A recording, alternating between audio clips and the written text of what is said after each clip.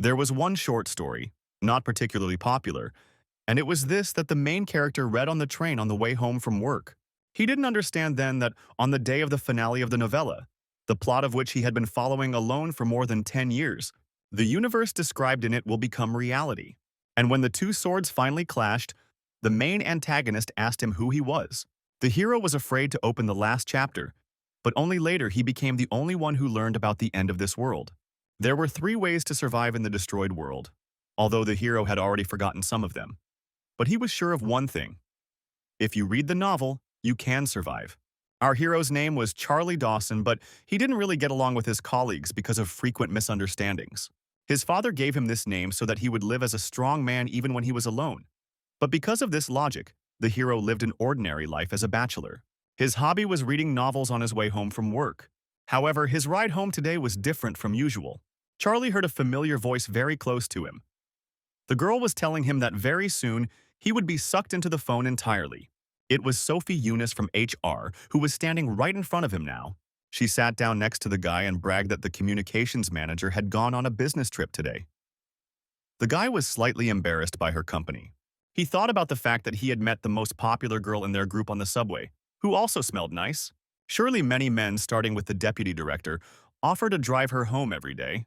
The girl explained to him that someone had stolen her bike and that she was missing out on training because of the overtime. The guy was surprised that she even usually rode a bike. Seeing her so close, Charlie began to understand the feelings of men whose hearts had been stolen. The girl took out her phone and started learning Spanish. The guy was surprised that even in this they differed and lived completely different lives. When Sophie became curious about what he was reading so intently and looked at his phone, he quickly put it away. The girl admitted that she also likes to read novellas. The hero read this novel since his third year of high school, even when he was bullied at school. When Charlie failed his entrance exams and went to a third-rate rural university, he didn't expect it to change his life. And even when he got the wrong number and was sent to the fourth front line, and when he was hired to work in a branch of a large company, today was the day he felt empty about the ending of this story and satisfied that he would see it come to an end. Today was the day the epilogue of Ways to Survive would be released. Charlie reflected that it had taken the author over 10 years to write over 3,000 chapters for a novella that had a viewing statistic of one reader per chapter. The guy tried to post a novella on a recommendation board, but he was simply laughed at, even though it was a good story. The girl looked closely at the guy, and he forgot what they were talking about and confessed how long they had been working at the company. Sophie said that at that time they didn't know anything yet, and the guy, trying to keep the dialogue going, said that the contract was almost over. The hero didn't want to admit it, but the girl was amazing. If this world were a novel, she would be the protagonist. At some point, the girl called out to Charlie and he responded. She suggested that she show him the app she uses sometime if he didn't mind. He would think that if his life were in another genre, like fantasy, he could become a protagonist. Charlie admitted to the girl that even if she showed him the app, it still wouldn't change anything, because the genre of his life was realism, and in this genre he was clearly not a protagonist, but a reader. The hero smiled, and Sophie angrily declared that in that case she was living in an ivory tower. She decided to emulate Charlie and be dedicated to her craft. Suddenly, Charlie received a message on his phone thanking him from the author of Survival Methods. This surprised the guy. The author explained that the novella would soon be monetized and asked to send his email so that he could send his gratitude to the hero. The hero was shocked that the Survival Methods won the competition. Charlie opened his email and saw a message from the author saying that monetization would start at 7, and there were 5 minutes left. The boy noticed that the novella he was reading was deleted after a few minutes, and the lights went out in the entire carriage. The train began to screech loudly, and everyone thought it was being attacked by terrorists. People screamed, and at some point grabbed hold of whatever they could. Sophie clung tightly to Charlie, and he asked her if everything was okay. By a lucky chance, the hero caught the moment when time changed. Charlie thought it was exactly 7 in the evening when midnight came. Free service for Planetary System 8612 had been terminated, and the main scenario was now about to begin. At the moment of the train's jolt, some kind of creature began to form in the carriage, and someone shouted that it was Toby, the mythical goblin. The carriage plunged into pitch darkness and the train finally stopped. Familiar scenes from the first chapters of the novel continued to pop up in the hero's head. But he could not believe everything that was happening. This was impossible. But closer to the doors of another car, a small electric cat began to materialize. The clot turned into a small, fluffy Toby with horns, and he looked very cute. The monster began to say something, but no one understood what exactly he was saying. Someone present thought it was augmented reality and started filming it on their phone. But no one except Charlie understood the importance and seriousness of this situation. In the novel, with the appearance of Toby, only troubles and disasters began. The girl standing next to Charlie confusedly suggested that Toby's language sounded like Spanish and maybe she should talk to him. The monster finally began to scream in a familiar language and people began to understand him. He asked if they could hear him well. One of the guys in the car folded his arms and asked Toby with displeasure if he was filming a movie there. He had to hurry to an interview. The shaggy monster explained that they hadn't taken into account that the interviews were being held so late, because most agreed to monetize at 7. Toby asked everyone to take their seats as he had important information to give them, but the other people continued to sound dissatisfied. Based on the events known to our hero, he should have stopped them and asked Sophie not to move. Toby didn't like the noise people were making, even though he asked them to be quiet. The monster's eyes lit up with rage. At that moment, the head of the young man who was about to go to the interview suddenly exploded in front of the rest of the people. Along with him, the heads of others began to explode, and people were seized with real panic. Toby explained that this was not a movie set, not a book, and not the reality they lived in before.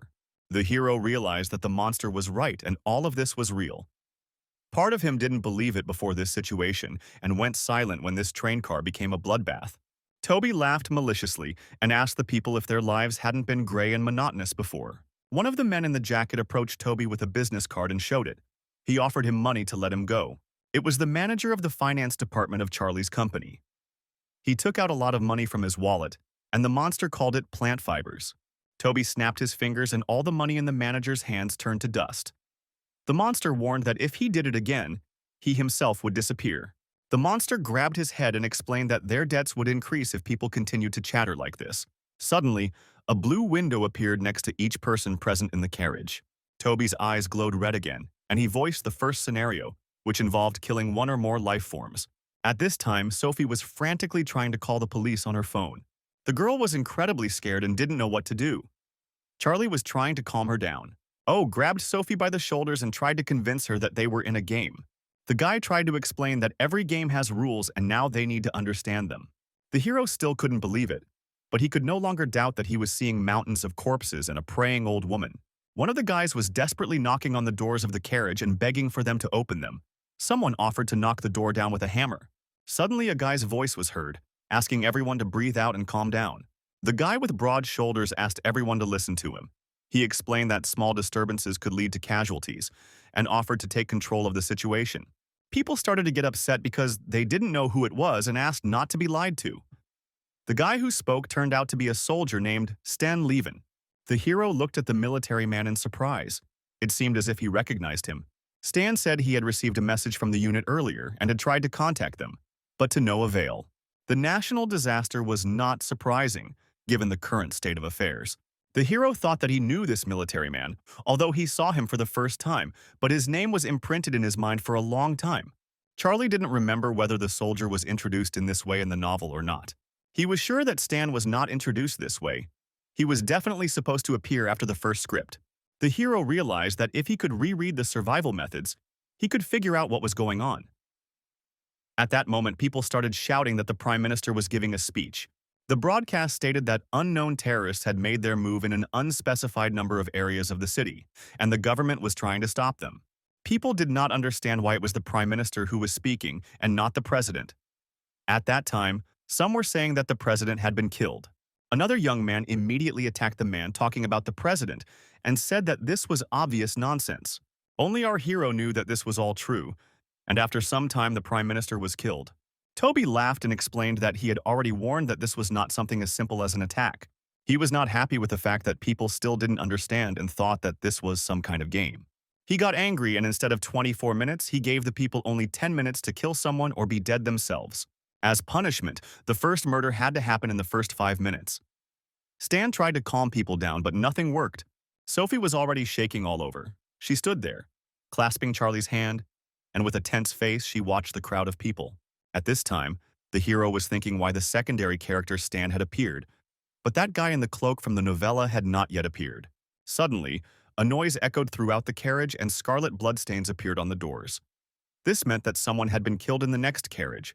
One of the guys wanted to block the doors so that no one could get into their carriage, but he didn't have time. Some golden wall grew in front of the doors. The notice explained that until the scenario was completed, access to the carriage would be blocked. Toby appeared again on the mobile phones and happily explained that interesting things were already happening somewhere, and that somewhere else they were yet to happen. He decided to show what would happen if they didn't act within 5 minutes. An image of a school classroom appeared on the screens. It was announced that the schoolgirls' time was up and the fee was collected. The heads of the schoolgirls began to explode one by one. The people in the carriage watched what was happening in horror, covering their mouths and widening their eyes. One of the girls strangled her classmate and thus remained alive.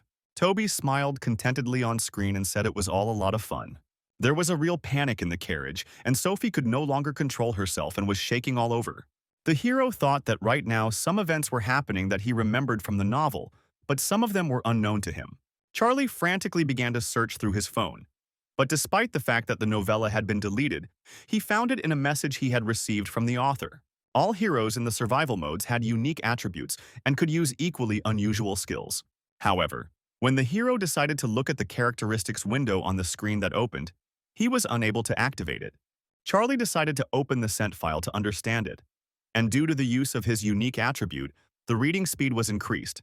But thanks to speed reading, he found the source of his anxiety and realized that the carriage he was currently in was located behind the protagonist's carriage. And if this was really true, he had to find out what happened to the people in his carriage then. Charlie read that in the novel, the protagonist looked out the window of a train car at another train car and saw that out of all the people, only 2 people remained alive. The hero was distracted from his thoughts by noise coming from another part of the carriage where a guy was beating one of the passengers who was begging for mercy. The guy had a sinister expression on his face with a creepy grin. The hero already knew who the 2 survivors would be. The guy who was beating him told the poor guy he was beating to shut up. Sophie clapped her hands over her mouth. Charlie knew she was probably going to die.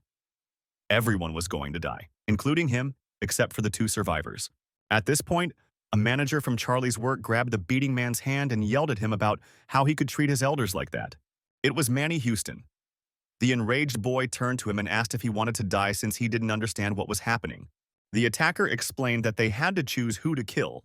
The guy's gaze became completely crazy. He suggested thinking because the world he knew was over and no one would blame them. Will Kinley was the young guy who adapted to the situation the fastest.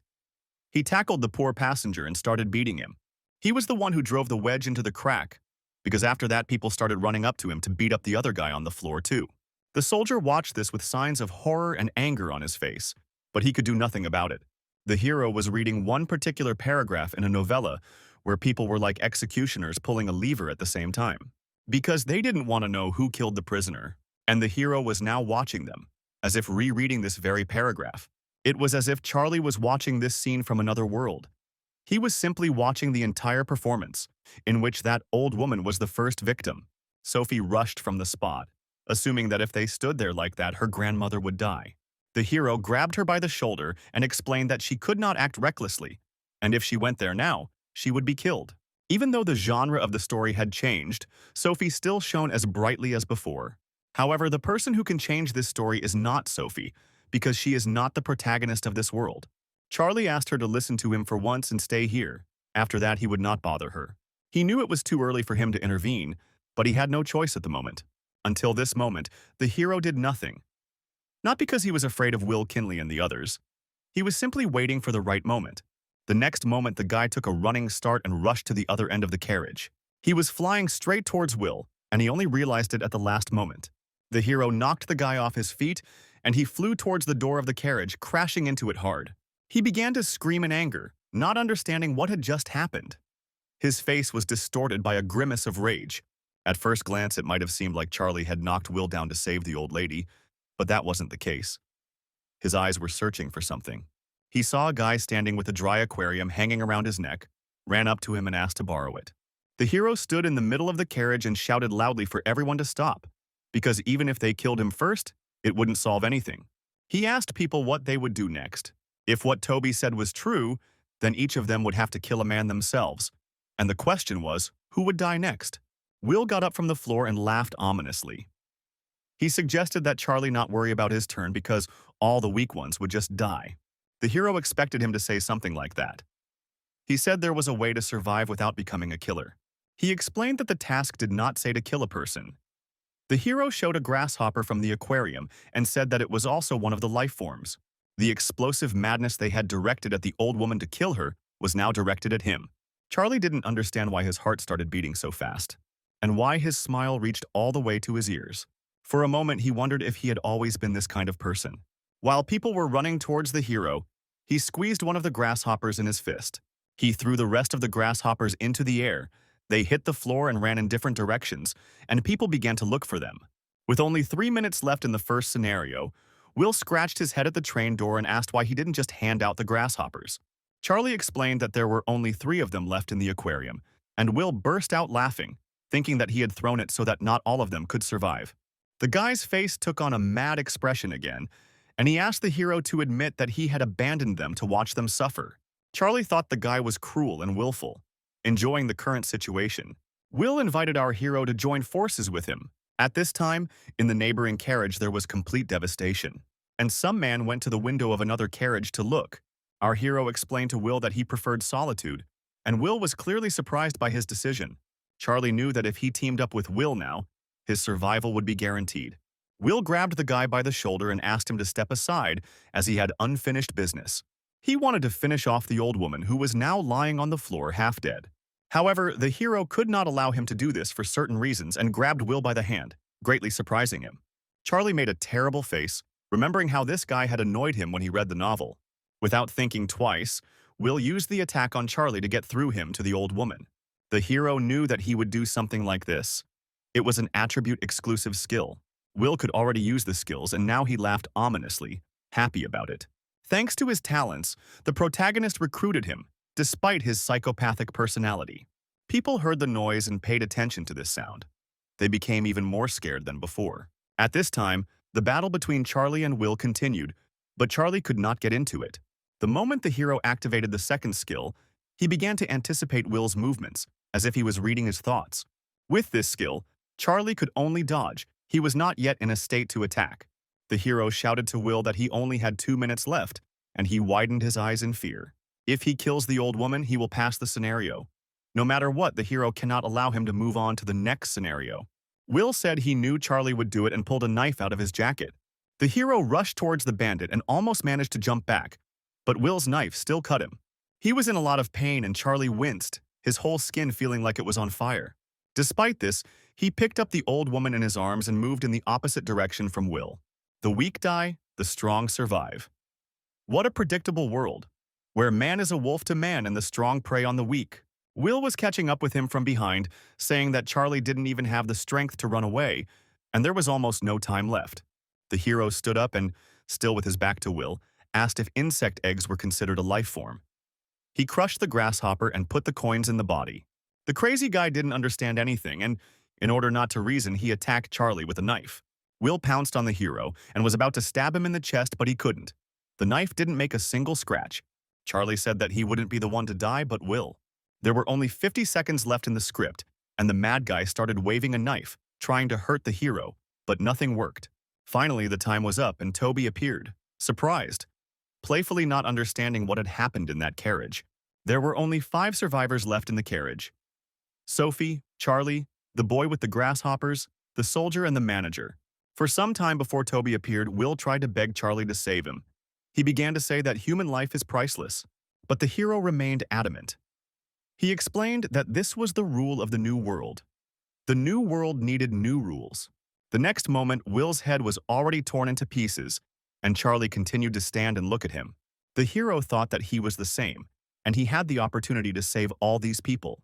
He would be lying if he said he didn't feel any guilt, but he wondered how he could still remain so calm, as if he was just reading a novel. As a result, the hero killed 125 living creatures, 1 grasshopper, and 124 eggs. Suddenly, the train moved and entered the city. Huge monsters were visible in the window. One world was destroyed, and a new one was created on its ruins. Sophie and Manny Houston looked out the window with horror in their eyes. Toby was also surprised. He understood that there was only one reader who knew what end was in store for the world. At this time, a giant cobra hung over the bridge, Its size could not be compared to anything. Manny cowered in fear. He didn't understand why they had stopped again, because the monster was approaching and could just eat the train. This snake-like monster was an ichthyosaur, commonly referred to as a sea beast. In the survival methods, it was classified as a 7th-class monster, and as long as people were protected by the scenario, the monsters were not supposed to attack. The stars above Toby represented the number of constellations connected to the channel, or rather, they monitored people through the channels.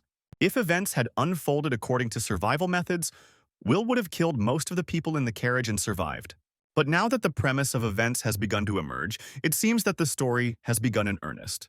Until yesterday, our hero was the one who was watching them, but now their positions have changed. Several of the stars admired Charlie's script and donated 500 coins to him. The hero thought that they could watch as much as they wanted, but sooner or later they would pay for watching with their lives. At this moment, Sophie came up to Charlie and extended her hand to him. The hero stood up and apologized for not being able to save the old woman. The girl was crumpled and worried. She thanked the guy for throwing the cage of grasshoppers in her direction. The hero became serious and admitted that it was an accident that would not happen again. Sophie may not have known everything, but she was smart enough to survive the chaos. She probably understood what the hero meant. A cheerful Toby explained that the survivors had managed to show their importance. He thanked the constellation for sponsorship. There were many more survivors than planned. 5. The boy, Eddie Lawson, was still standing, clutching his grasshopper, which Charlie had given him before taking the fish tank. The hero put his hand on his shoulder and asked him if he wanted to live and offered to go with him. It was hypocrisy on his part. Charlie didn't care about the disgust this act might cause, but he also wanted to survive.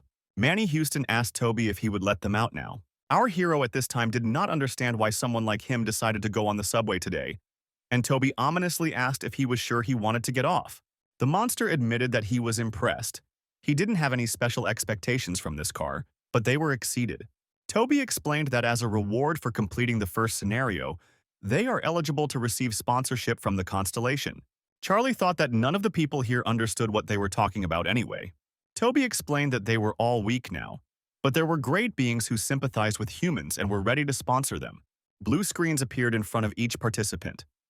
Sophie shared that she had 2 choices, and the hero said that asking him now was useless.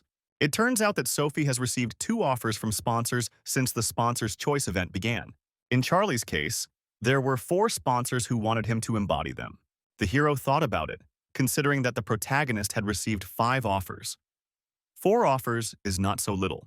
The sponsor, the Black Dragon of the Abyss, was a powerful existence. If he chose it, he would be able to obtain a powerful attack ability. It was the best sponsor, but only in the beginning. The more you use the powers of this constellation, the more you lose your mind. In the end, the incarnation goes mad and becomes a crazed killer. In the novel, he was Will's sponsor. Charlie couldn't believe the choice he was faced with. The second sponsor was the Hellfire Judge, a name that had a wicked and immoral connotation, but that didn't mean he was a demon. The Flame and the Judge, the entity that carries out the sentence by fire, must be Archangel Uriel. Charlie remembered that there was a character who had chosen this constellation as a sponsor. It was a good option to consider. The third was the Hidden Intriguer. It was a very weak constellation. The hero did not expect to receive an offer from a neighboring constellation so early. The fourth sponsor was the Prisoner of the Hoop. The Hoop was the smallest prison, and the sponsor lived in pain from the shackles on his head. He was a beautiful monkey king with a piercing, fiery gaze. With one swing of his staff, he can destroy hundreds of incarnations and exterminate thousands of monsters with one strike of lightning. The hero did not understand why such a great constellation was interested in him. Charlie wondered if he would be able to defeat the main protagonist if he chose him as a sponsor. When people had finished choosing, Toby cheerfully admitted that someone had made an interesting choice. He explained that since everyone was finished with the selection, he needed to leave to prepare for the next scenario. At this time, a military man approached our hero and greeted him, introducing himself and shaking his hand. The soldier said that he was a soldier, and the hero thought how strong Sten Levin's grip was, which was expected from a tank in the initial scenarios. The hero decided that he absolutely had to take him with him, and the soldier thanked Charlie for allowing them to survive and still remain human. Suddenly, the hero was patted on the shoulder, and turning around, he saw a pleased Manny, who praised him for his work. Charlie pulled his shoulder back and called the manager by name, who in turn became angry that the hero did not call him boss. to which he replied that they were not in the office. This behavior of the guy angered many, and he shouted that Charlie wanted to be left without a job, but the hero, in turn, ordered him to shut up. The man in glasses was surprised by this turn of events, and the hero explained the situation they were in. Charlie said that it was high time for everyone to realize that this was not a joke and that everyone understood what was going on around them. The soldier admitted that everything was similar to a novella that he had once secretly read while on duty. Charlie said that they needed to get out of here immediately, and everyone stared at him as if he had said something crazy. As soon as everyone thought his idea was crazy, they started knocking on the door of the carriage as if they were going to break the door down. The hero assumed that the next scenario had already begun, but Toby had not returned yet. This means that he was the only survivor from the carriage next to them. It was very clear that this was the protagonist. The hero explained to the people that they urgently needed to leave the carriage, otherwise they would not survive until the next station. Everyone started looking for a way out, but the doors were broken and couldn't be opened. Charlie knew that of the 8 doors on the train, 3 more had not been checked, and at least one had to work. Meanwhile, the knocks grew louder and louder, and just a little more and the door would break. Finally, Sophie called everyone, and the boys ran to her. One of the doors was open. It was also broken. The hero thought he could use the coins to increase his strength, but it was dangerous to spend them at the beginning. He called out to the military man and asked him to use his skill. His skill was bayonet fighting of great power, but the military man did not even know about it. And then the hero explained. He said that in order to use it, one needs to think about what he wants to use it for. The next moment, Stan stood up, strained his strength, and with skill pushed the doors of the carriage apart. The hero ordered the group to run. He knew that the carriage door was about to open, but that was not their biggest problem. Toby appeared in the sky right in front of the runners, forcing the group to stop. He grabbed his head and explained that preparations for the next scenario were not yet finished, and he ordered them not to leave the carriage. Manny grabbed his head, thinking it was about to fly apart. Toby admitted that they were very lucky people and snapped his fingers. Each of those present saw a new sign with a second scenario in front of their eyes, in which they had to cross a destroyed bridge. Sophie noticed that in the mission the bridge was destroyed, but in reality it was still intact, and the hero ordered her to run faster, ignoring it. In fact, Sophie had been right. They had gotten off the train too early, so the bridge was still intact. It was supposed to collapse later. The group ran forward. Charlie turned to the soldier and said that time was running out, but it looked like they would break through. Suddenly, a huge whirlpool appeared near the bridge, forcing the group to stop. A giant ichthyosaur emerged from the whirlpool right in front of the heroes and the manager. Charlie ordered them to run again because the giant snake was going to destroy the bridge. There were only 200 meters left, and at this speed they could successfully move to the right place. Toby appeared from the sky, laughing evilly and saying that no one was interested in playing quietly, and he decided to add some atmosphere. The next moment, the surrounding area was filled with dark ether, and the consciousness of the dead was returned. Crowds of headless corpses tumbled out of the carriage and ran after the group. The soldier and the boy had already managed to run to their destination, and the hero, the manager, and Sophie were left surrounded by zombies, at which time the snake hit the bridge with all his might. The hero fell to his knees, knocked down by a cobblestone, and clutched his head. The bodies were scattered in different directions, and the bridge remained broken. Sophie helped Manny up and called out to our hero. He, in turn, thought that the bridge was destroyed, as it should have been. He saw that the soldier and the boy had reached the safe zone safe and sound, but he didn't know what they should do next.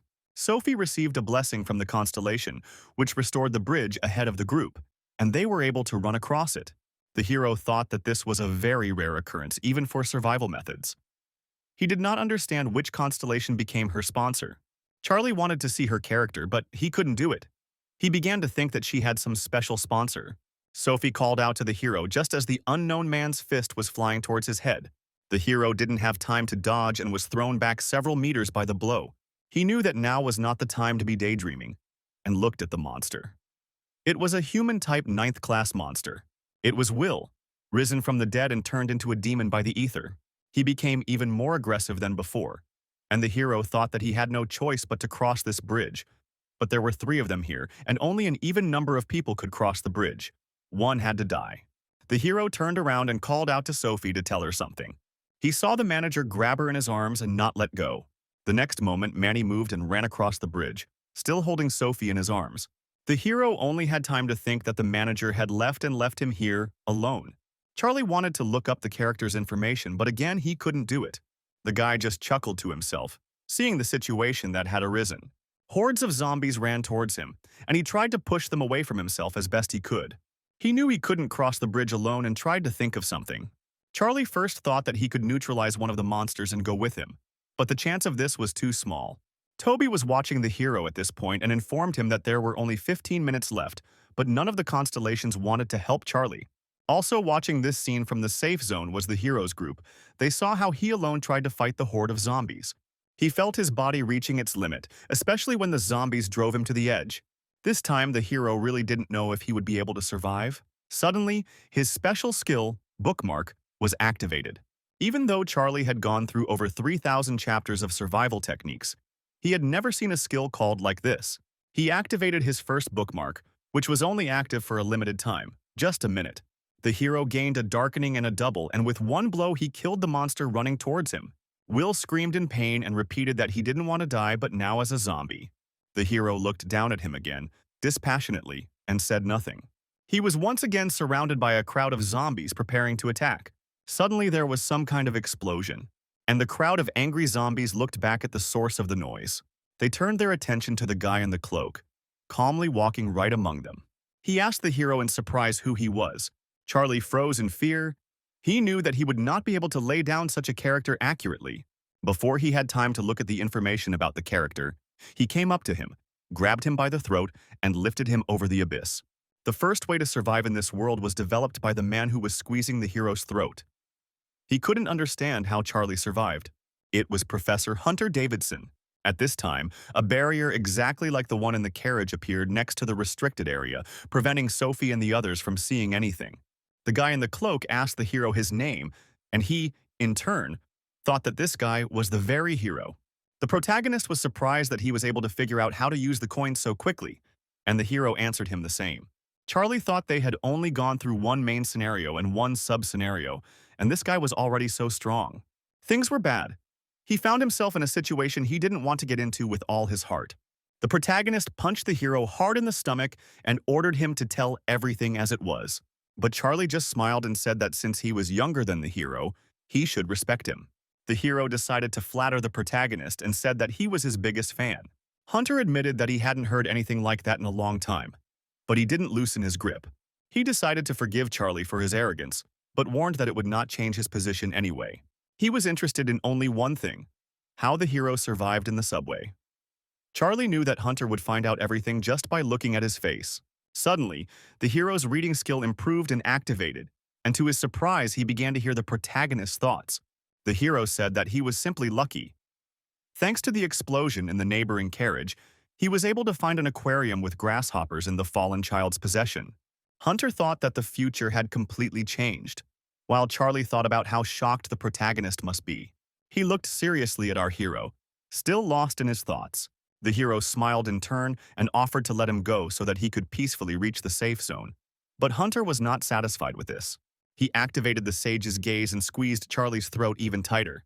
The sage's gaze allowed him to read not only the attribute window, but also hidden information about them. At that moment, the hero activated another unique skill: the fourth wall, blocking the sage's view. Charlie was really surprised. He didn't even suspect that he had the skill of blocking the sage's gaze.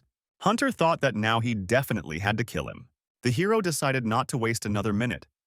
He said that the protagonist needed a partner he could trust. He explained that he would not complete Scenario 46 alone.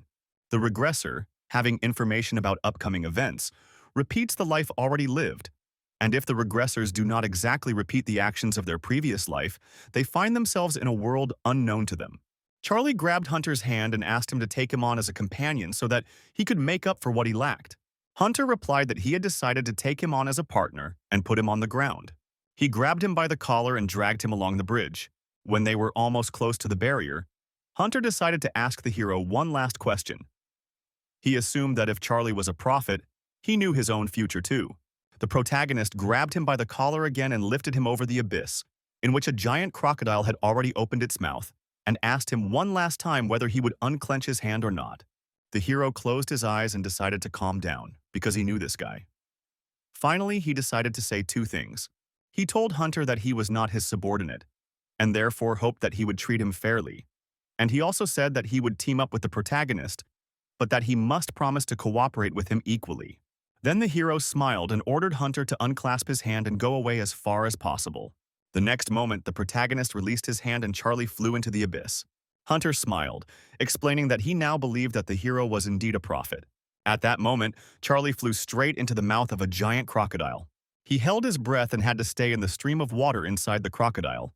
The hero fell into a lake, which was apparently the stomach of this monster. He turned on the flashlight and shone it. There were only corpses around and even cars that had flown in here. The hero swam to the nearest huge slab and tried to climb onto it. He still thought Hunter was a psychopath. It wasn't that the hero didn't understand him at all, because after failing on the first regression circle, Hunter never made any more friends. That's why he had set up this test. And if Charlie wanted to be on equal terms with him, he had to prove that he could handle what was happening on his own. The hero noticed that the ichthyosaur began to move, and, according to survival methods, 3 hours after eating, they begin to secrete gastric juice. Suddenly, a glow appeared in the air. It was Toby. The monster admitted that the hero did not look at all confused when he saw him. Charlie explained that he had been waiting for it to show up. Not only did he want to get out unscathed, but he also wanted to be strong enough to face the monster. So Hunter will have no choice but to take Charlie as a companion. At this time, Toby asked again if the hero was waiting for him, and he answered in the affirmative because he knew that the monster had come for his coins. Toby chuckled, surprised at our hero's guess, and admitted that in that case it was no wonder that he had attracted so much attention from the constellations. The monster offered Charlie to pay him 5,100 coins to save his life. The hero was surprised and sat helplessly. It seemed to him that this was too much money to pay the monster. Toby settled down in the air and offered to end everything here and now if he did not agree. But the hero unexpectedly chose death. The monster clearly did not expect such a turn of events and widened his eyes in surprise, and Charlie smiled impudently and offered to kill him. He knew that Toby couldn't kill him, since he was now making a good profit thanks to the hero. Charlie knew that he was causing a lot of trouble to the constellations, and if the monster had intended to deal with him, he wouldn't have come down here to see him. The hero grinned and asked Toby how much the broadcasts hadn't been enjoyable lately, and how the constellations had become stingy. The monster couldn't understand how a person from ordinary people knew about the star broadcast. He was clearly unhappy about it. Charlie asked Toby if he had a desire to become king. He offered to become the best streamer among others. He extended his hand to the monster and offered to make a deal with him. The hero offered Toby to make him king, and he even opened his mouth in amazement. The monster burst out laughing, calling the hero a madman. He didn't understand what Charlie wanted from him, and he explained that he didn't need Toby's power, only his channel. The hero said that he wants to sign an exclusive contract with Toby's channel. The incarnations have no right to interfere with this contract, since all this sponsorship is only in words. But in reality, it is real slavery. Toby's eyes lit up with hellish fire. He couldn't imagine where the hero had heard about this, but how the man dared to mention the contract at all. The hero explained that since he doesn't have a sponsor, he needs to sign a contract with him on favorable terms. The subscribers to the Star Stream could be divided into 2 groups: adventurers who came with the desire to kill boredom, and seekers of incarnations who entered into contracts. The hero explained that if Toby wanted the channel to become popular, he needed to satisfy at least one of the 2 groups. The monster still didn't understand what all this had to do with the matter. The hero explained that it doesn't matter how attentive the incarnations are, because the constellations leave the channel at the end. But what if there is an incarnation that hasn't signed a contract with anyone? Charlie speculated what would happen if his abilities exceeded those of other incarnations with sponsors. He admitted that he had not yet chosen a sponsor, and Toby became angry and explained that an ordinary person could never win against a sponsored incarnation. The hero was going to prove to the monster that this was indeed possible. He ordered Toby to shut up and do as he said. Suddenly, the monster remembered that Charlie still owed him coins for the failed script, but the hero did not want to pay them. Toby went live and contacted the viewers, asking them to calm down because the broadcast was interrupted due to a server error. Meanwhile, the hero opened the store window in front of him and asked if there was a search function to find a specific product. He threatened Toby and forced him to open a Star Stream shop. He was thinking about what to buy, and the monster looked at him with distrust. Once Charlie ordered the necessary goods from the store, he began preparations. Toby warned him that the expenses would not be reimbursed, even if he regretted them. The monster crossed his arms over his chest and watched carefully what the guy was doing. Toby said that it was time for him to go, and the hero smiled and said goodbye to him, without being distracted from his business. He didn't have much time left before the gastric juice was released. The hero picked up the thorn and looked around. There were many holes in the monster's mucous membrane around. A caustic gastric juice began to pour out of them, filling the creature's belly. Charlie took a deep breath and swung the spike with all his might. After a while, a monster with its mouth wide open appeared from the water.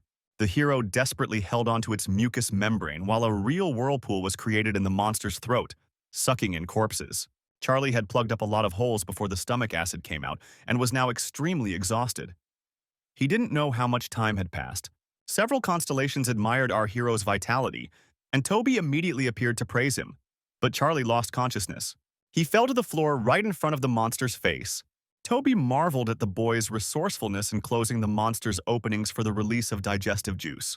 He didn't know that the slime of the hammerhead seahorse, the ichthyosaur's prey, protected it from stomach acid.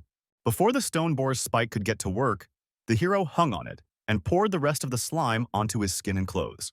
Charlie grabbed the spike and stuck its tip into the monster's wall, causing it to immediately crack. When the wall was destroyed, Charlie and Toby saw a bluish glow. It was the heart of an ichthyosaur, located just behind the wall. The hero took the heart in his hands and handed it to Toby, telling him to sell it at auction and deciding to exchange it only for broken faith. During the stream, the monster suddenly became cute and asked the constellations to take a short commercial break, after which they were supposed to continue. The hero told the monster that one detail was missing to conclude the contract, and Toby explained to him that this was a pledge of the soul, and no signature was required. Toby offered him a contract with the condition that everything would always be divided 50-50, any rewards and donations. The hero did not agree. He explained to Toby once again that he was an incarnation without a sponsor, and when a donation was made to someone like him, the constellations paid Toby a huge commission.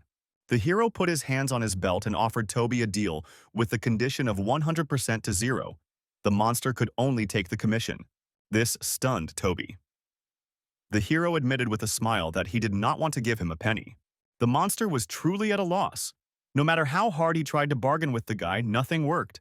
When Toby reluctantly agreed to this, the hero smiled broadly and asked him to pay him a guarantee of 5,000 coins. After a while, the guy, wet and exhausted, was already climbing out of the river onto dry land. He spent 4 days without fresh air, although the original plan was for 2 days. Since the streamer was supposed to get a lot of coins from signing a contract with Toby, the hero was on the right track. The hero thought how funny it was that he had never made a single contract in the real reality. Charlie smiled at the realization that even Toby, with his absolute power, couldn't block the fourth wall skill. He entered the second main scenario zone and moved forward, holding his breath to reach the subway. In the first store he came across, the hero was already raking up food into one bag to stock up on supplies. He collected 4 bags and, deciding that this would be quite enough, headed for the exit. Suddenly, he heard a barely noticeable call from someone coming from the storeroom. Charlie opened the door and found a girl lying on the floor, shaking. There was a mask on her face. She looked pitifully at the hero and begged him to save her. The guy picked her up on his back and, with bags and antidote in his mouth, ran out of the store. They ran down the street and Charlie looked around to find a subway entrance for cover, but most of the entrances were blocked off. The hero looked towards the 4th exit. Some people ran in there and were already carefully closing the door behind them. Charlie rushed there and managed to put a spike under the sliding door. He asked to open it for them. But the people inside stared at the stick in bewilderment. The hero explained that there was a wounded man with him, but the people inside did not want to accept them, explaining that they were already like sprats in a can. The guy thought that in the novel there was no such outcome of events. Were there really many people inside? Despite the refusals, he stuck the spike through, lifted the door, and entered inside with the wounded girl. He sat her down on the floor and brought the antidote to her lips, explaining that it would help her fully recover from the poisoning. Charlie didn't remember if there was such an extra character in the survival methods.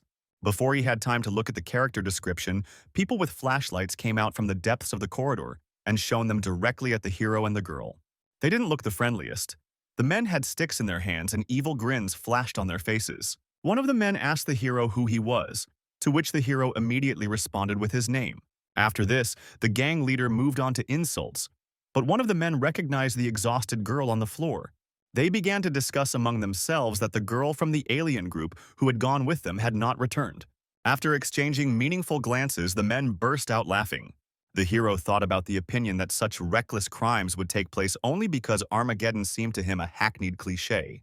The gang leader ordered Charlie to leave the food with the girl and get out of here. But Charlie wasn't going to do that. He thought that in reality, people behaved even more stereotypically than in his imagination. Finally, the hero stood up from the girl and took his spike, and the leader of the gang put on his iron knuckles to prepare for battle. Before the chief had time to hit our hero even once, he swung and hit him with his fist with all his might first, so that the chief flew off. No matter how much other people attacked Charlie, he didn't care. There wasn't a single scratch left on his body. They couldn't figure out who his sponsor was, and they didn't realize that he had enhanced strength, agility, and endurance. Finally, Charlie approached the leader and remembered that in the novel, Zill beat him to death. The chief weakly asked our hero if he was one of those who killed many people, and our hero was even horrified by these words. After he said that the hero looked like him, he couldn't take it anymore, stuck a spike into the guy's hand, and told him not to open his mouth without permission. Unfortunately, the constellation Lord of the Scoundrels was famous for not taking care of its incarnations. The masochist disdainfully accepts as his protege a suitable, dim-witted person to play with, and rejoices in his defeat of other incarnations. Charlie thought that people were weak, and why were people like him capable of such inhumanity? The hero lifted the beaten leader by the collar and asked why he did it. The leader cursed helplessly and begged to just kill him, because in their world, man is a wolf to man. Before the hero was the gaze of a man who had been in constant despair even before the destruction of the world. Charlie took his all and walked away, and the gang members did not understand why there was such cruelty. The hero threw the girl onto his back, picked up the bags, and ordered the gang members to take him to the rest of the people. When the hero went down into the subway, all the people there turned around in amazement and looked at him. People informed that there were wounded and asked for someone to help. Charlie at this time was holding a wounded girl by the arm. Suddenly he heard a familiar voice coming from the crowd. It was Sophie calling him. It wasn't even a minute before the boy, Sophie, and the soldier rushed to Charlie and hugged him. It was a real relief for them. The soldier regretted what happened, but the hero interrupted him and said that they would not have done anything in that situation anyway.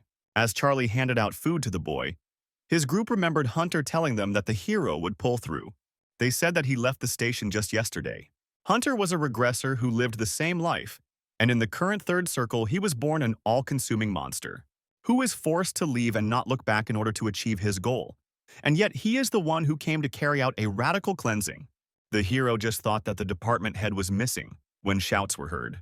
The group was surrounded by a crowd of people with bats and other weapons. At this moment, Manny Houston appeared ahead of the others and began pointing his finger at Charlie. He demanded that he be thrown out, calling him a terrible, vile person who should not be here. Suddenly, another blonde guy appeared. He put his hand on Manny's shoulder and greeted the hero, asking his name. Charlie introduced himself and they shook hands. The hero guessed that this guy had a sponsor and that he was the leader of this place. The hero thought that since he had already maimed half of their group, they would really just let him go. But the blonde in turn thanked him for saving him. Charlie didn't know what he was talking about, but Hugh Chaney called the people over and said that they now had a new member of the group who had brought food with him to help them survive. The hero smiled and clenched his fists tighter, feeling some kind of intrigue growing around him. A little later, the soldier explained to Charlie that basically only those who were near the station or on the train managed to survive. Stan sadly admitted that, although they don't talk about it, probably everyone gathered here went through the first scenario.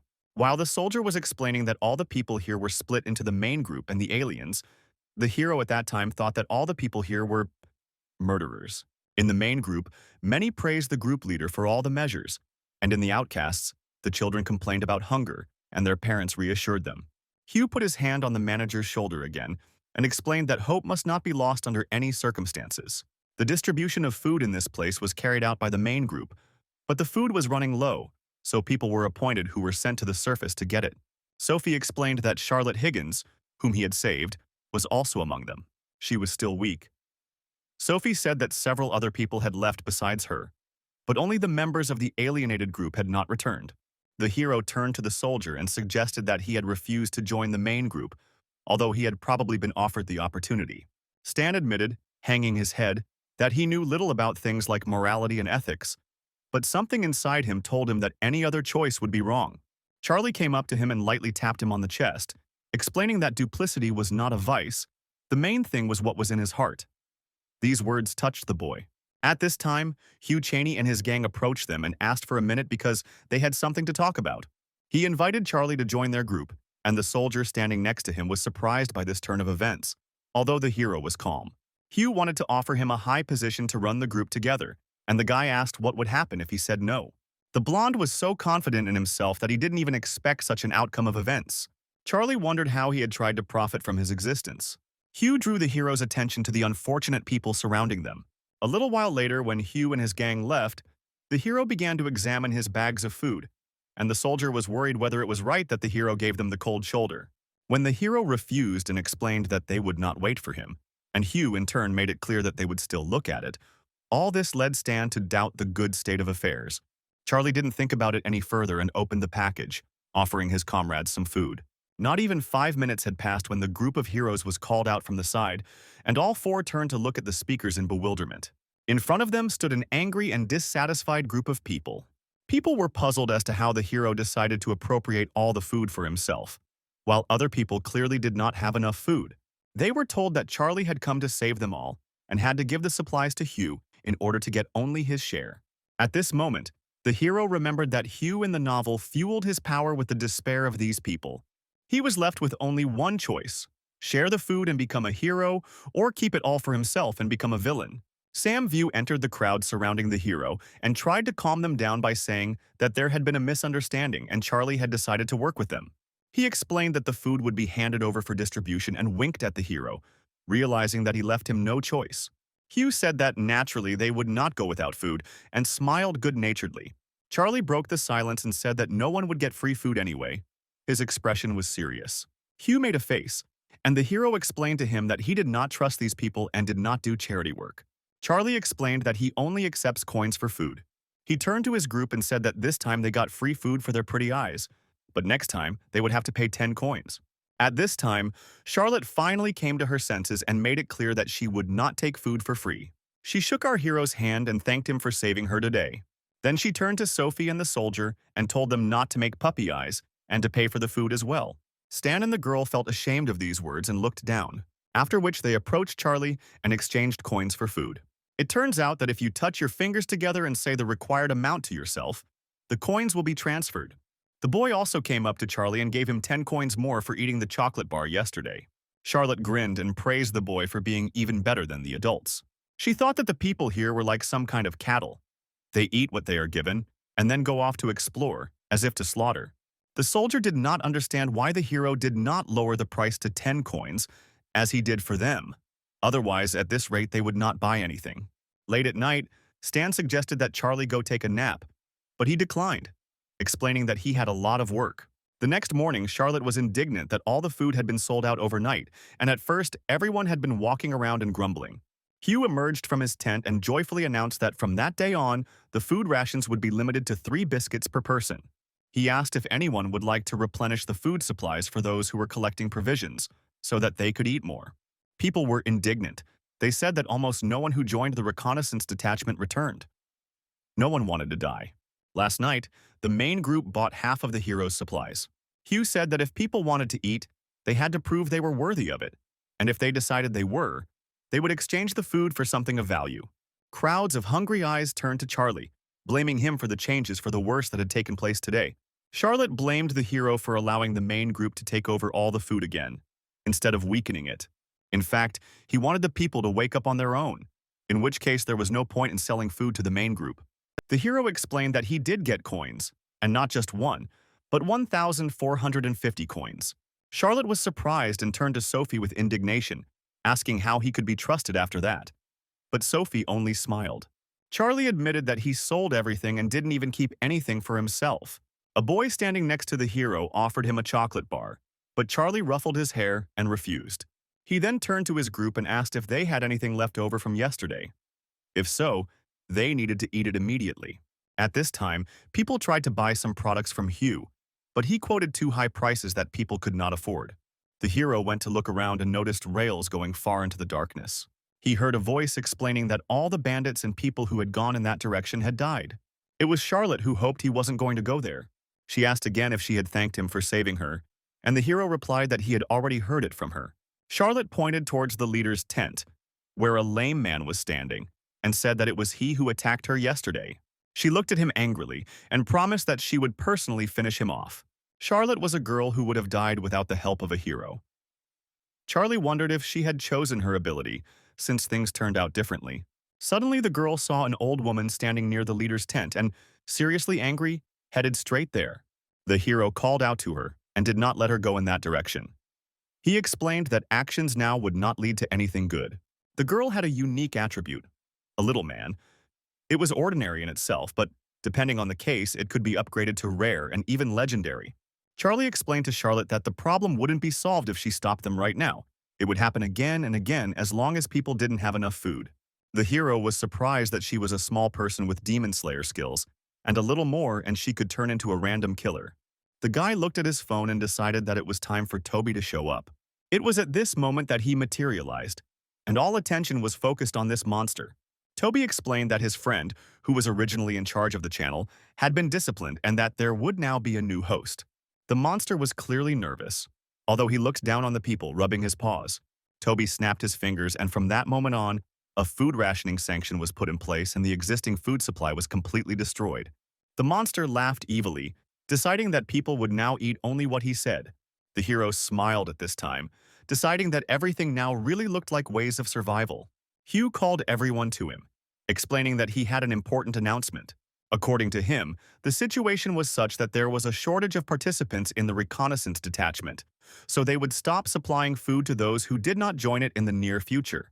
At this time, Charlotte was upset that her cookies had disappeared, and the hero explained that she should have finished them while he was talking.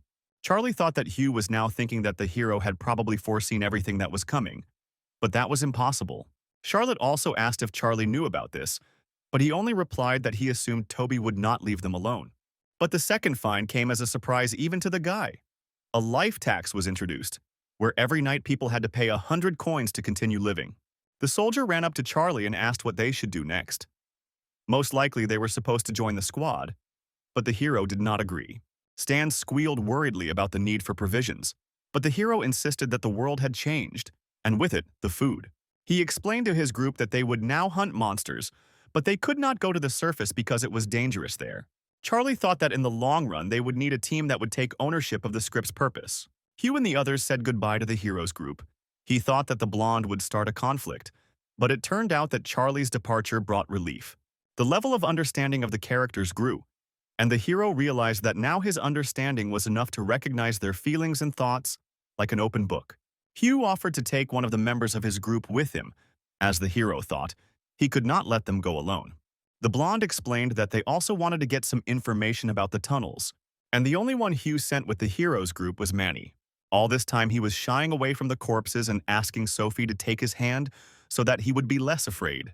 Charlie turned to Charlotte and asked if she was sure she would be okay since she had not yet recovered, and she in turn asked him to take better care of the baby.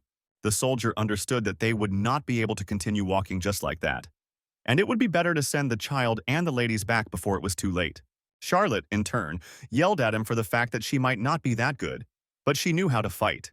And the fact that women and children are vulnerable in the new world is nothing more than a stupid prejudice. Charlie finally stopped and asked Eddie Lawson to show the others. The boy in turn crouched down and released the glow from his hand. This glow stretched like a thin thread along the tunnel and joined the cockroach. The boy explained that his attribute is collecting insects, thanks to which he can communicate a little with bugs. Beetle said that there were still 100 meters ahead that would be safe. He thanked everyone for their concern, but explained that he did not intend to be a burden. Charlotte noticed that there seemed to be more than just human bodies everywhere. There were also monsters around. At this point, the heroes received a scenario in which they had to personally kill an edible monster and cook it. The team was now surrounded by dead earth rat dogs, underground hunters that move in packs. There are huge crowds of these monsters between the stations, so it is very dangerous to move around here. The soldier asked the hero if they could finish the scenario at the expense of these monsters, and the hero replied that everyone must kill the monster themselves. Charlie turned to Charlotte and asked her if she was good at fencing. After some time, the group took apart the animal bones and made weapons out of them, which only remained to be sharpened. The hero asked if each of those present had coins. He asked everyone to leave at least 100 coins to pay the life tax and to invest the rest in endurance, strength, and agility. A couple of minutes later, crowds of monsters were already gathering around the hero's group.